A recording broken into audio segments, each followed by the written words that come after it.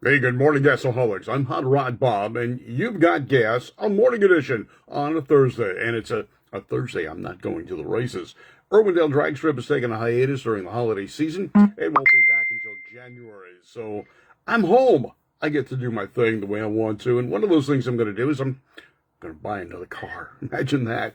Well, let's think about that for a second. I've been a rodder all my life, whether it was tabletop rodding with slot cars and model cars to the real thing. I built a number of cars that have gotten some national prominence in books and magazines and calendars and other such things. And you know what? I'm really proud of my accomplishments in that respect. I'm a car guy. And being a car guy, you have certain priorities and bucket list items. I hate the word bucket list. It just sounds like I've thrown everything in this little bucket and eventually I'll pull it out. And if I don't pull them all out, I'm not done. Well, first off, I'm never going to be done. Even when I'm done, I'm not done. But what I did was list things or think about things. I don't have a formal list of places I want to go. Hi, Jay Black, and you're part of this topic today.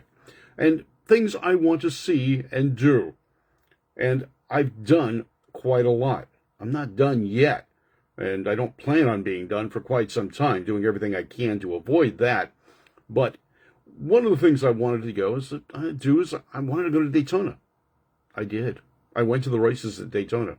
I drove on the beach in Daytona, where history was made before the super speedway, and racing was done right there on the sand. I drove that very sand. It's open to the public. You can do that, and I did. I went to Riverside Raceway. I raced at Riverside Raceway. I took the driving course from Bob Bondurant School when it was at Riverside Raceway. I learned how to drive a little bit better than I did, and I think I did better. Who knows? I did compete in competition with my cars, both show competition and racing or autocrossing or speed competition, both on the drags and on closed courses. And I excelled. I won. Do I have to continue doing it? If I want to. But really, I haven't competed or raced a full-size car in probably close to 20 years. I did try go-karts for a while, too. I had fun. Not very successful, but I had fun, and I enjoyed it. I've raced slot cars, as many of you know, and I've had fun, and I've been successful, and I enjoy it. I enjoy the camaraderie. I enjoy the people. But there's other things. There's shows that I wanted to go see. The Oakland Roadster Show, the famous Oakland Roadster Show. I drove up there and I went to that show once. The RG Canning shows. That was the big shows here in Southern California. I went to those on a regular basis, and someday I wanted to show a car there. I did. And I won. I won the sweepstakes in the import division. Yes, import division, guys. I know a lot of you know me from my American hot rods and American cars, but I'm multilingual when it comes to cars. I've had imports. I've had domestic. I've got one import in my garage right now, and I've got a lot of domestic stuff at this point. But at one point in time, it was dominated by imports. I've worked for import companies. I always wanted to work for a manufacturer. Well, I did. The first one was BMW. I was a regional customer relations rep and then a regional customer relations manager. Hi, Bruce Rothberg. How are you doing this morning? Now, I went from BMW, and I excelled at BMW. I became a regional manager for them, to Nissan. And I was at Nissan for 8 years and became a national manager there, or a manager. I don't know if they called me a national manager, but I was a manager at the national headquarters. I left Nissan and went to Isuzu. Made some good friends at Nissan, and they helped me go into Isuzu. Now, Isuzu was owned by General Motors, and I was transferred to the General Motors side of the truck division, and I became the marketing manager for the vocational marketing aspect that was trade shows and product ability. I went out and did product training all over the U.S. and Northern and Canada, for that matter. So I did that. Those are things I wanted to do, and I did that. Now, why did I want to do that? Well, I'm a car nut, for one thing. And when I was a kid, I lived across the street from the General Motors plant in Van Nuys, California. And people say, across the street, well, it's just businesses. Well, when I lived there, there were houses. and I lived in one. And General Motors was having their 50th anniversary celebration at the factory, and I got the tour. I was hooked. Definitely hooked. I was 10 or 11 years old at the time, but I was hooked, and I knew that was the direction I wanted to be in. Now, the other thing I wanted to do, and this is because of Steve Evans and Dave McClellan, is I wanted to be an announcer. I wanted to be the guy you listen to. And here I am, and I have been doing that. Now, I kind of backed into that. In my early days of autocrossing, I went up to timing and scoring to find out what my times were.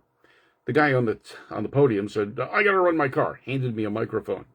Well, for those of you that know me, I don't shut up. I don't just read times. I'm not very quiet, and I like to talk. And usually it's about relevant things going on, and I did. I talked about the cars that were going on course. I talked about the drivers. A gentleman named Bruce, can't remember his last name for some reason right now, mental blank, it's another problem of being old, came up to the tower, or to the area where I was working, and said, "How'd you like to get paid to do this?" Wow, paid to announce?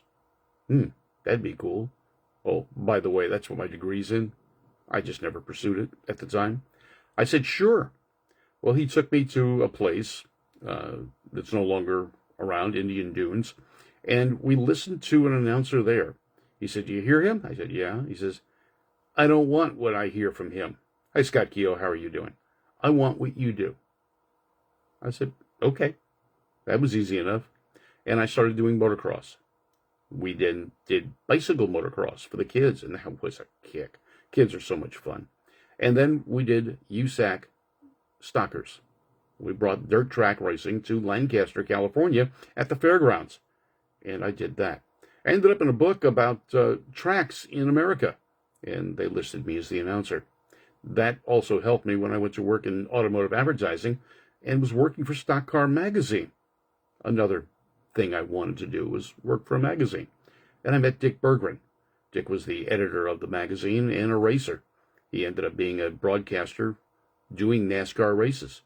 Haven't seen Dick in a few years, but we've said hello every once in a while. So I did that. Sports Car Magazine, Stock Car Magazine, Stock, Super Stock Magazine, and a host of others out of New York. Hi, Bob Barabbas. How you doing this morning? And thanks, Bob. Then I was working for a newspaper. I wanted to write. I was told in college I didn't have the skill to write, but I still wanted to. And I knew I could. I knew I could get the word out in a way that people would like to hear. A conversation, much like I speak. And hey, the local newspaper in Palmdale said, "Why don't you write an automotive column for us?" So I did. That got me into Los Angeles County Raceway, which was AV Raceway at the time. They were reopening. And they said, "Cover the opening. That might be a good story." I said, okay, drag strip. I haven't formally drag raced. I'd run down at Orange County Raceway on street racer night and was involved in some of the illicit street racing of the time back in the 60s. But drag racing, well, that was okay. I read about it, and it was interesting and all, but I wanted to turn right and left, so I wasn't all that interested in drag racing at the time. Well, I went to the front gate, told them who I was. They said, "Oh, go talk to the track manager. He'd like to talk to you. He can give you the information about the track." I said, okay, that works. I went up in the tower, and he goes, "Aren't you the guy that announces the stock cars at the fairgrounds?" I go, "Well, yeah." He handed me the mic. He said, "Here." 20 years later, I left Los Angeles County Raceway. I worked for Tim Rigby Sr. and Bernie Longjohn. Wonderful years. Both tracks, or both management. I learned so much. I've met so many people and become friends, lifetime friends, with many, many racers. And occasionally here on Facebook or other places, we run into each other and we chat. And I can't tell you the good feeling I have from that. Now, through that, I've also met a number of history makers. Bob Barabbas, who's watching us right now, sometimes known as Floyd Lippincott Jr. when he's behind the wheel of a Top Fuel car, or the famed freight train dragster, and others. The Pulsator, I believe, was also the car you drove, Bob. I've met Ed the Ace McCullough, Don Perdone, TV Tommy Ivo, and Ed Iskandarian. Ed knows me on a first-name basis, and he ground the cam for my Plymouth when I was building it 36 years ago. And he remembers it. I had to meet him. That was one of the stipulations. The race director, Vince Jamura, said, okay, we'll grind the cam for you, but you got to come to the office and pick it up. Okay, I didn't think anything of it, and that's when he introduced me to Ed. Ed's known me and remembered me ever since. He doesn't necessarily remember my last name, but he remembers my first name, and he remembers what I do. And so it's fun. Now, the other thing I wanted to go see was the meccas of racing, of hot rodding, and that was Bonneville and El Mirage. Now, I went to Bonneville twice, as a matter of fact, and man, that is an amazing place. We went with Jeff Stillwell, and then we went without him, and he was missed. Well, this year he finally came back into the country. He's from Great Britain, and ran at El Mirage, another mecca of hot rodding. I went to that mecca. I took the coupe up there. Boy, did it get dirty. But you know what? That is history. The words, the sand, if the ground could speak, it would talk about the days of Vic Edelbrock Sr., Wyand, Eski, everyone that has raced there set a record. The place is amazing. Will I go back again? You bet. I will be there when Jeff Stillwell comes back again to run, and he's going to go for a record. He ran 170-something miles an hour during his rookie test. Now, rookie test, it's kind of a strange situation because he already holds the world record at Bonneville. So he's not an inexperienced driver, but that was on salt. Coming to El Mirage on dirt, it's a whole different story. And he had to go through his rookie tests. And he did, passed them with flying colors. So he's now not a rookie anymore and can run out the back door. The goal is going to be over 200 miles an hour. Now, there's a big difference between Bonneville and El Mirage. First off, the salt and sand, the dirt, whatever you have. Hi, Neil Panks. How are you doing this morning? But the difference is it's a 1.3-mile course versus a 5 or 7 mile course at Bonneville. So getting up to speed, you have to do it more rapidly. And the silt or the dirt is a lot trickier to drive on than the salt, especially with the skinny or narrow tires that you run for land speed record runs. So Jeff's goal is to get that red hat and go over 200 miles an hour, set a record at El Mirage, and he will go back next year. I love cars. I've had a number of cars, more than I can count and more than I want to admit to. And I will always have cars. I will always have another car. There will always be another one in my mind to get. I may not keep it very long, and then again, I may. My coupe I've had for 36 years. But the desire, the dreams, it's not a bucket list. It's a lifestyle. I'm Hot Rod Bob, and you've got Gas in Morning Edition. The journey is a great one, and I've enjoyed it every step of the way. GAAS-Great American Auto Scene brought to you by Service Tech Equipment. Get the equipment you need for the garage you've got. Whether it's a commercial shop or a home shop, Service Tech can help you out. I've got their stuff in my garage, and you should too. Valley Head Service. They built a couple of motors for me and the cylinder head on a vehicle I'm helping get running at the Murphy Auto Museum in Oxnard. Check it out. I'm Hot Rod Bob, and you've got gas, the morning edition.